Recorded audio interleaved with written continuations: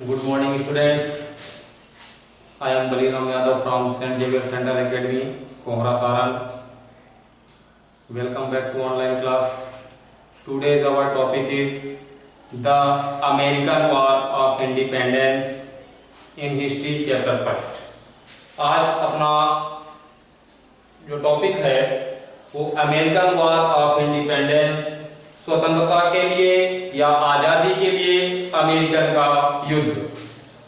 तो स्वतंत्रता संग्राम कहा जा सकता है इन अमेरिका में स्वतंत्रता संग्राम जैसे भारत देश में हुआ, अंग्रेजों से आज़ादी प्राप्त करनी थी तो भारत में भी ये संग्राम चला।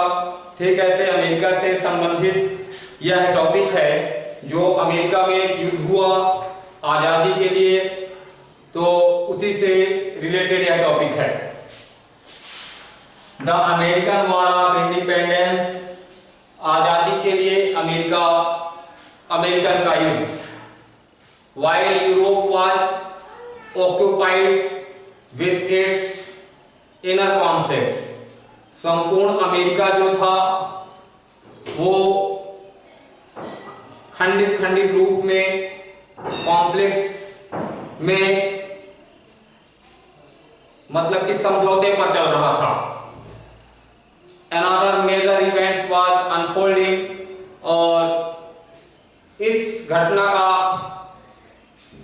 खुलासा यह एक अन्य प्रमुख चीज थी, मतलब कि पूरा का पूरा यूरोपियन समाज जो था वो समझौते पर आधारित था, और इसकी जो खुलासा हुई या इस घटने का खुलासा हुआ यहाँ। The 13 British colonies in North America revolted against the British rule over the issue of taxation against representation। 13वीं विलायती उपनिवेशवाद जो उत्तरी अमेरिका में थी उनके द्वारा एक क्रांति को छेड़ा गया ब्रिटिश रूल मतलब विलायती शासन के विरोध में। क्यों छेड़ा गया यह क्रांति को ब्रिटिश शासन के विरोध में? क्योंकि उनके द्वारा ब्रिटिश शासन के द्वारा इशू ऑफ टैक्सेशन, एक मतलब कि करारोपण का निर्गमन किया गया था। रिप्रेजेंटेशन अगेंस्ट रिप्रेजेंटेशन मतलब कि जनप्रतिनिधियों के विरुद्ध एक करारोपण का निर्गमन किया गया था ब्रिटिश शासन के द्वारा, और इसके विरोध में वहां जो रहने वाले लोग थे उन्होंने इसके विरोध में आंदोलन छेड़ दिया। The colonies were taxed but they were not given representation in the British parliament. उस उपनिवेशवाद में लोगों के द्वारा करों का भुगतान तो किया जाता था, लेकिन जो विलायती संसद भवन है उसमें उनकी सहभागिता नहीं थी, उनको शामिल होने का अधिकार नहीं था। Most of the people settled in these colonies had come from Europe, और इस उपनिवेशवाद में रहने वाले ज्यादातर जो लोग थे वो यूरोपियन महाद्वीप के थे। But they were deprived of rights of representation that people living in England enjoyed. लेकिन यूरोपियन महाद्वीप में रहने वाले लोगों को उन्हीं के देश में संसद में शामिल होने का अधिकार प्राप्त नहीं था, और इस अधिकार का फुल लाभ ले रहे थे इंग्लैंड देश के लोग। The revolutionary era began in 1763, और इस कारण से यहाँ अमेरिका में सन 1763 ईस्वी में क्रांतिकारी युग का प्रारंभ हुआ।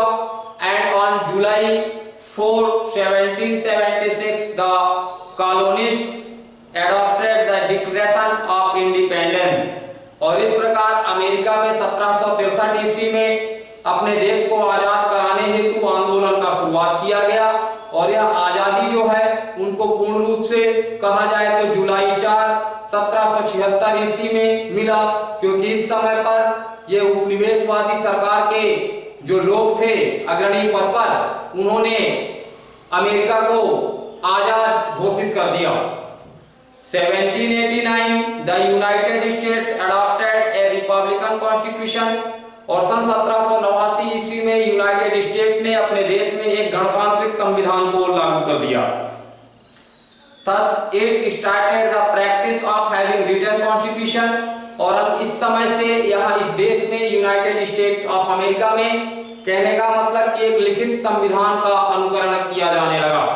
The American revolution was significant for two reasons, और इस प्रकार अमेरिका की यह जो क्रांति है वो दो कारणों से महत्वपूर्ण होती है, महत्वपूर्ण हो गया अमेरिका का क्रांति।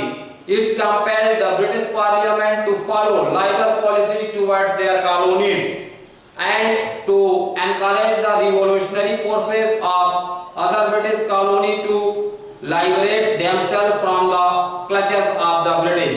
तो कहने का मतलब कि इस प्रकार से ब्रिटिश वालों ने यहाँ उपनिवेशवाद स्थापित किया था और यहाँ के रहने वाले लोगों से इनके अधिकार का हनन कर लिया और पार्लियामेंट में इनकी मतलब कि इनको शामिल होने का अधिकार नहीं था, जबकि बदले में कर चुकाते थे।